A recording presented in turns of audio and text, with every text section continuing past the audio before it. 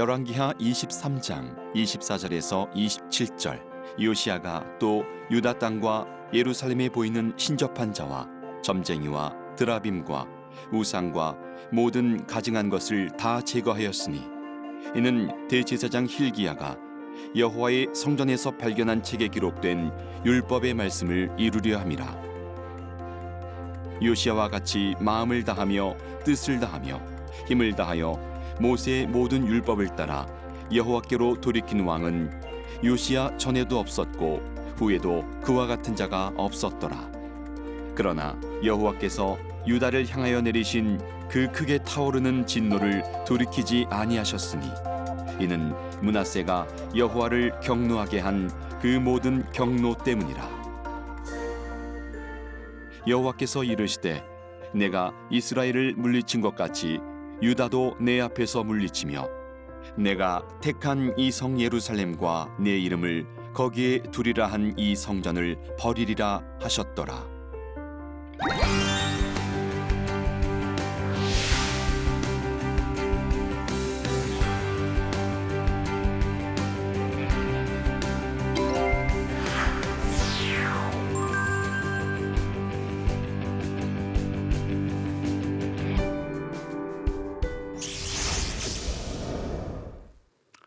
안녕하십니까. 열왕기하 강의를 맡은 권혁승 교수입니다. 오늘은 13번째 강의로 요시야의 종교개혁에 관한 말씀을 함께 나누도록 하겠습니다. 북왕조 이스라엘이 멸망하고 난 뒤에 136년을 더 유지가 된 남왕국 역시 마지막을 향해 가게 되는데, 그때 마지막 종교개혁자가 요시야 왕입니다. 오늘 함께 나눌 내용의 포인트를 보시도록 하겠습니다. 요시야 이전에 선왕이었던 므낫세, 할아버지겠죠. 그리고 아몬, 아버지, 이 두 왕들은 어떤 왕들이었는가? 요시야 종교개혁의 원동력은 무엇이었는가? 요시야 왕이 애굽 왕 느고와의 전쟁에서 전사를 하게 되는데 그 원인은 무엇인가? 요시야 왕은 8살에 왕위에 오릅니다. 상당히 어린 나이에 왕위에 오른 것이죠. 그리고 31년을 왕위에 있는데 어린 나이에 등극했던 이 요시야, 그에게는 두 가지 문제가 있었다고 봅니다. 하나는 어린 나이에 왕이 올랐다는 것이고, 그래서 12년째가 되는 20살이 되는 때까지는 특별한 활동을 하지 못합니다. 또 하나는 선왕이었던 두 왕, 므낫세 할아버지, 아몬 아버지가 남겨놓은 영적 적폐가 너무 심했습니다. 그래서 그것을 해결하는 과제가 주어지는데 그 일은 생각보다 쉬운 것은 아닙니다. 상당한 영적 원동력이 필요하게 되었는데, 그런 점에서 이 요시야를 우리가 함께 나누면서 그가 가지고 있었던 이 여러 가지 어려운 점들을 어떻게 극복했는가 하는 점에 주목할 필요가 있겠습니다. 무엇보다도 이 요시야 왕의 발목을 잡은 것은 그의 할아버지 그리고 아버지 두 왕들이었습니다. 왜냐하면 이 두 왕들이 북남왕조 이스라엘 역사를 포함한 이스라엘 전체 왕정 역사에서 가장 악한 왕으로 하나님의 법을 벗어나서 살았던 왕이었기 때문에 그렇습니다. 므낫세는 히스기야의 아들이죠. 12살의 왕위에 올라서 55년간 통치하는데 최장수 왕권을 가졌던 왕이었습니다. 아버지 히스기야와는 달리 바알 아세라 숭배자로, 심지어는 성전 안에 1월 성신을 위한 제단까지 만들었던 왕입니다. 거기에다가 자녀를 바치는 소위 인신제사가 이 므낫세 때 횡행하게 되었고, 점과 사수를 행하며 신접한 자와 박수를 신임하는 그런 왕이었습니다. 성경은 이런 므낫세의 가증한 일과 악을 행하는 것이 이전의 아모리 사람보다 더 심했다. 여기서 말하는 아모리 사람은 이스라엘이 가나안 정복을 하게 될 때 그때 살았던 가나안 사람들입니다. 하나님께서 이 아모리 사람들의 죄악이 너무 크기 때문에 그들을 몰아내고 이스라엘이 그 자리를 차지하게 하셨다는 내용이 성경에 나오는데, 그 상황보다 더 심했다는 것입니다. 더군다나 무죄한 자의 피를 많이 흘려 예루살렘을 가득 채웠다고 했는데, 여기에는 전승에 의한 내용이긴 하지만 이사야를 톱으로 켜 죽이는 일까지 자행한 왕으로 알려져 있습니다. 당연히 이 므낫세의 잘못된 이 악행 때문에 사마리아와 북왕조 이스라엘이죠, 아합의 집처럼 예루살렘도 하나님께 버림을 받게 된다는 것이 예고됩니다. 그 뒤를 이은 아몬, 20살의 왕위에 올라서 2년밖에 통치를 못합니다. 그런데 이 아몬은 아버지 므낫세처럼 하나님의 길을 버리고 우상 숭배에 빠지는데 신하들에 의해서 죽임을 당하게 됩니다. 아마도 므낫세가 만들어 놨던 우상 숭배의 그 길을 계속 이어가다 보니까 거기에 대한 반발로 이런 반역이 있었고 죽임을 당한 것이 아닌가 싶습니다. 앞서도 말씀드렸던 것처럼 이스라엘의 세 차례의 반역으로 죽은 유다 왕이 있었는데 그 중에 세 번째 왕 아몬입니다. 그리고 8살 난 아들 요시야에게 왕권이 이어지게 됩니다. 요시야는 어떤 인물인가? 앞서도 잠깐 설명을 드렸습니다마는 암몬이 살해된 후 백성들에 의해서 8세의 왕위에 올라 31년간을 통치합니다. 북왕조 이스라엘과 남왕조 유다와의 차이가 있다면, 북왕조는 이 반역에 의해서 왕권이 바뀌게 되면 사람도 바뀌고 왕가도 바뀝니다. 그런데 남왕국 유다는 비록 반역에 의해서 왕이 죽임을 당한다 하더라도 다윗의 후손으로 이어지는 왕가는 계속 유지가 되었다. 그런 점이 좀 차이입니다. 그런데 이 요시야는 앞선 두 왕들과는 달리 여호와 보시기에 정직히 행하며 좌로나 우로나 치우치지 않았다는 성경의 평가가 있습니다. 요시야는 예루살렘이 멸망하기 전, 남유다가 멸망하기 전 마지막 종교 개혁을 일으켰던 왕이었습니다. 그러나 안타깝게도 그는 애굽왕 느고와 맞서 싸우면서 무기또에서 39세의 나이, 비교적 젊은 나이에 전사를 하게 되는 일이 있었습니다.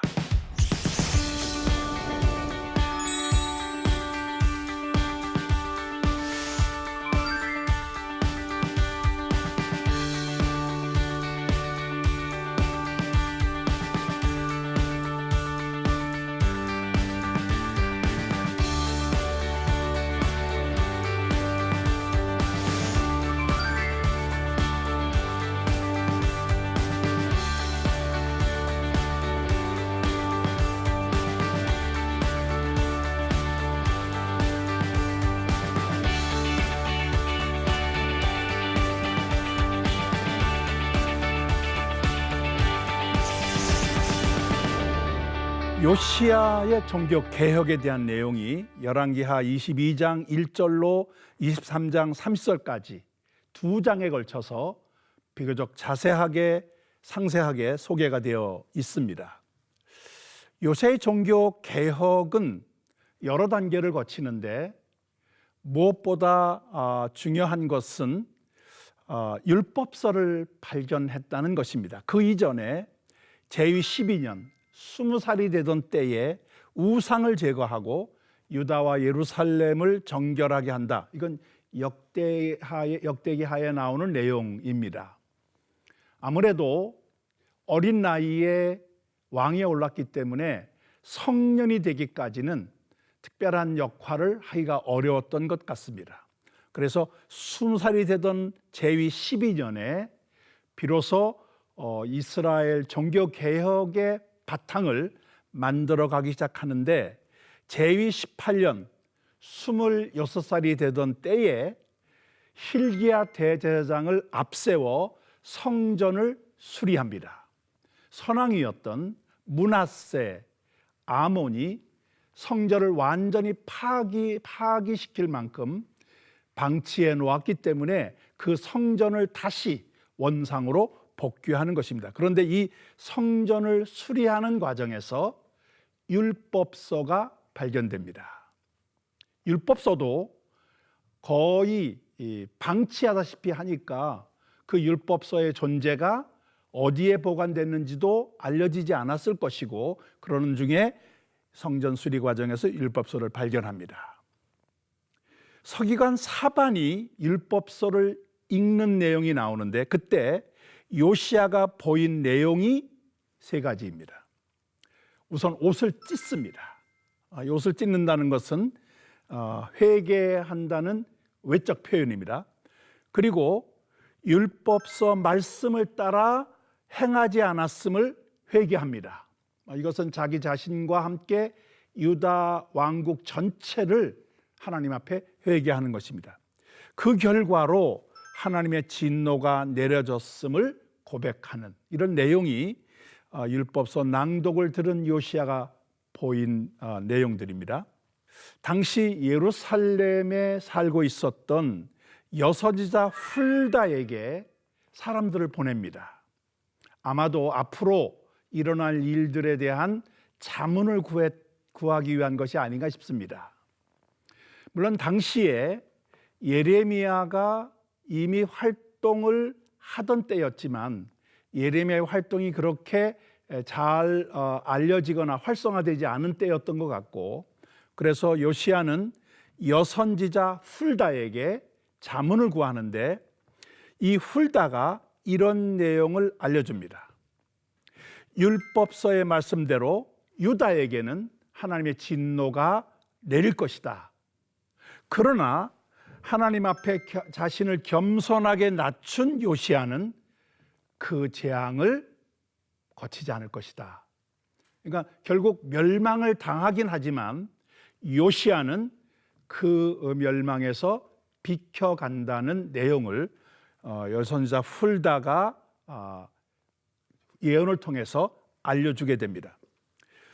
요시야는 이런 일이 있은 다음에 종교개혁을 추진하게 되는데 성전에서 나온 율법서를 우선 읽어줍니다. 백성들에게.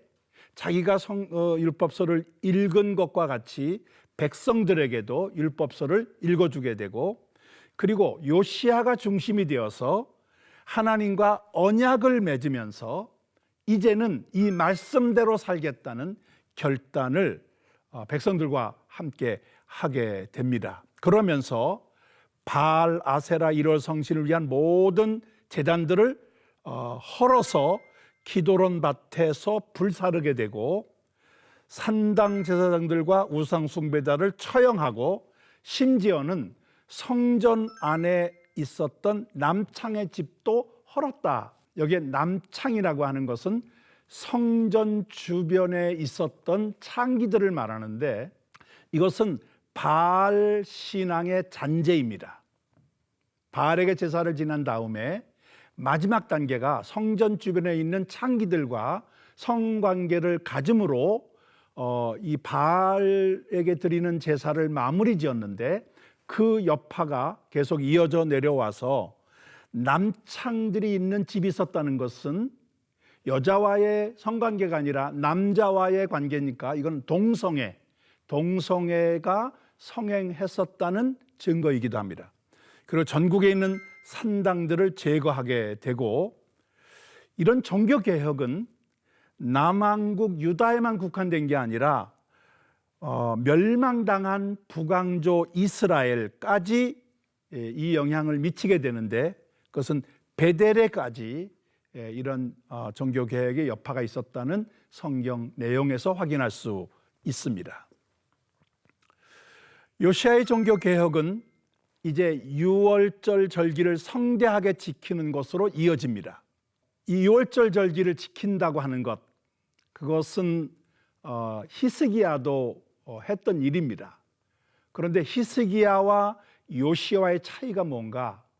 제가 볼 때는 히스기야는 이사야의 도움으로 이런 일을 행했다고 하면, 요시야는 성전에서 발견된 율법서를 가지고 유월절을 지켰다고 하는 그런 어떤 차이점이 있지 않나 싶습니다. 성경은 그 유월절 절기를 지킨 것을 사사시대 이래 그렇게 유월절을 지킨 일이 없었다, 그렇게 표현을 하고 있는데, 그거는 사사시대 이후 요시야 때까지 때로는 히스기야가 유월절 절기를 지키는 일을 다시금 부흥운동으로 일으키긴 했지만, 요시야만큼 철저하게 하나님의 말씀 율법서대로 하지는 않았다, 그런 의미입니다. 이 유월절이라고 하는 것은 잘 아시는 대로 출애굽을 기념하는 절기입니다. 이 출애굽은 시내산 언약을 포함하고 있는데, 그런 점에서 유월절을 제대로 지켰다는 것은 시내산 언약의 회복을 포함하고 있습니다.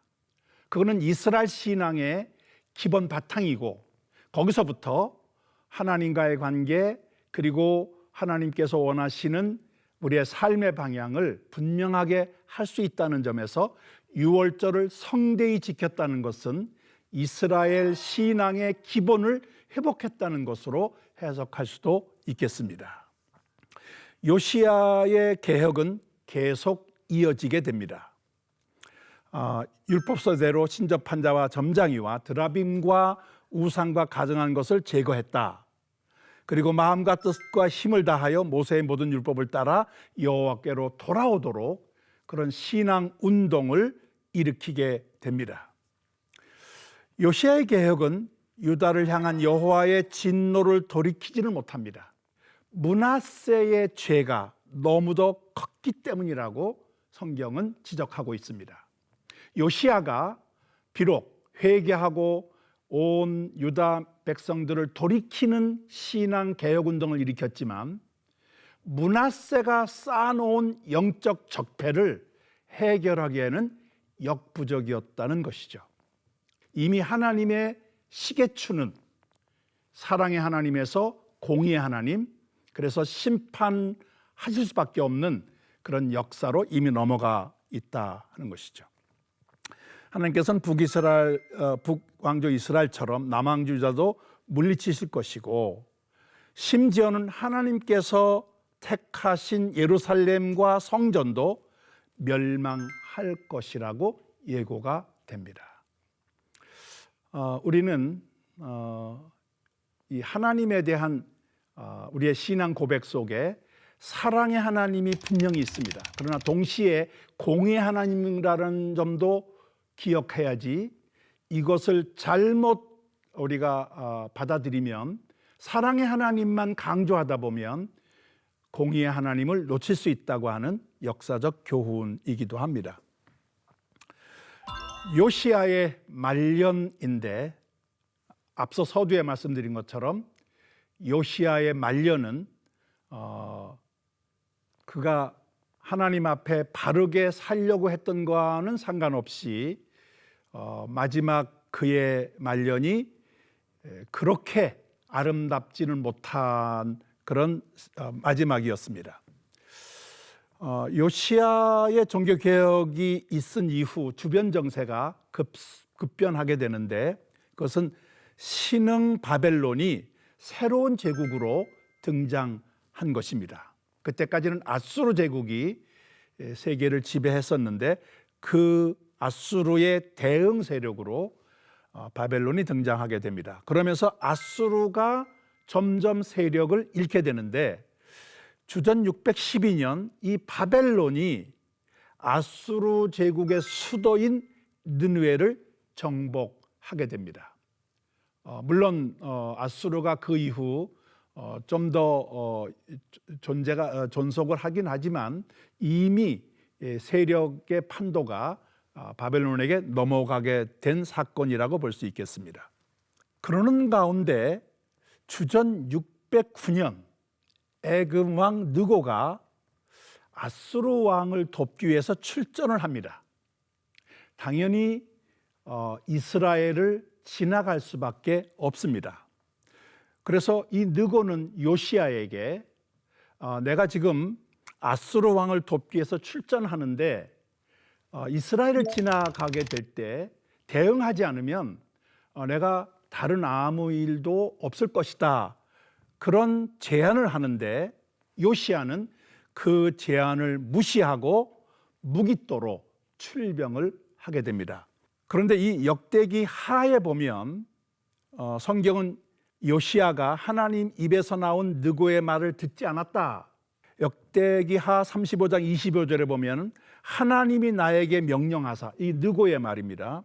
속히 하라 하셨은즉 하나님이 나와 함께 계시니 그대는 하나님을 거스르지 말라 그대를 멸하실까 하노라.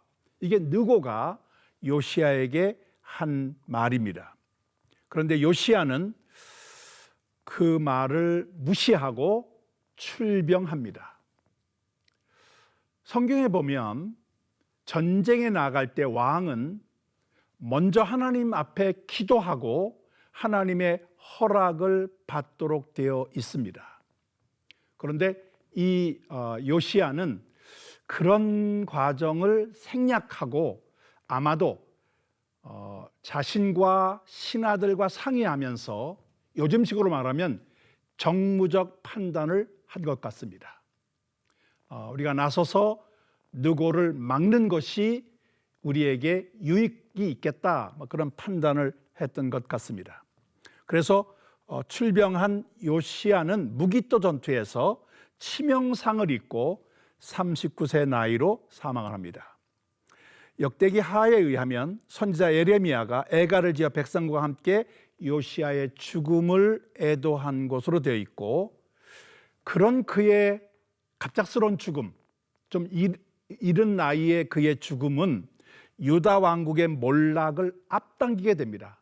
왜냐하면 이 요시야 이후에 네 왕이 통치하지만 이 네 왕이 애굽과 바벨론이라는 신흥 세력 사이에 끼어서 갈 바를 알지 못하는 방황을 하게 되고, 그래서 그 사이에 세 차례의 공격을 바벨론으로부터 받게 되는 이 남왕국 유다의 멸망이 앞당겨지는 결과를 가져오게 됩니다. 요시야가 죽은 후 그의 아들 여호아하스가 뒤를 이어 왕위에 오르는 것으로 요시야의 생애, 마지막 정교개혁자 요시야의 생애는 마감이 됩니다. 강의를 마치면서 오늘 우리의 삶에 적용할 점들을 살펴보겠습니다. 먼저 앞서 제가 강조한 것처럼 요시야가 개혁을 일으켜서 뭔가 하나님의 시계바늘을 좀 돌려놓으려고 애를 썼지만 이미 하나님께서는 사랑의 하나님의 회복의 용서의 하나님이 아니라 이제 그동안 쌓인 영적 적폐를 공의의 하나님으로 심판하시는 쪽으로 넘어갔습니다. 우리가 살아가면서 사랑의 하나님도 중요하겠지만 동시에 공의의 하나님이심을 잊지 말아야 하겠다. 사랑의 하나님은 우리에게 위로가 되고 또 새로운 삶의 이 원동력이 되겠지만 공의의 하나님은 우리가 어떻게 살아갈 것인가에 대한 조심을 경고를, 그래서 우리가 바르게 균형 잡힌 삶을 살아가게 하신다는 것입니다. 두 번째, 신앙의 생명력은 하나님의 말씀에서 비롯된다. 요시야가 다른 이전 왕들, 여러 종교 개혁을 일으킨 왕들이 있습니다마는 가장 강력하게 유월절 절기를 사사시대 이후 그렇게 지킨 적이 없다고 평가할 만큼 유월절 절기를 잘 지켰는데 그 근거가 성전 수리하면서 발견한 율법서입니다. 신앙의 원동력은 하나님 말씀에서 비롯된다는 교훈을 여기서 받을 수가 있겠습니다.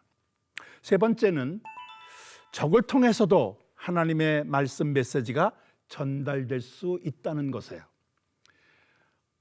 애굽왕 바로 느고에 의해서 하나님의 메시지가 전달되어 느고를 맞서 싸우는 전쟁에 출병하지 말라라는 메시지가 주어졌음에도 불구하고 요시야는 정무적 판단을 하면서 나섰기 때문에 이른 나이에 죽었고, 그것은 남한국 유다의 멸망을 앞당기는 결과가 되었다.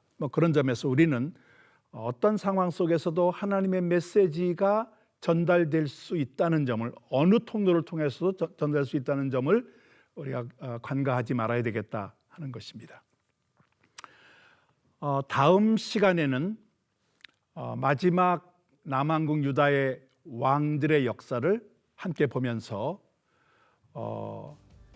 무너지는 데 어떤 것도 막을 수가 없었다는 유다 왕국의 마지막 역사를 살펴보도록 하겠습니다. 감사합니다.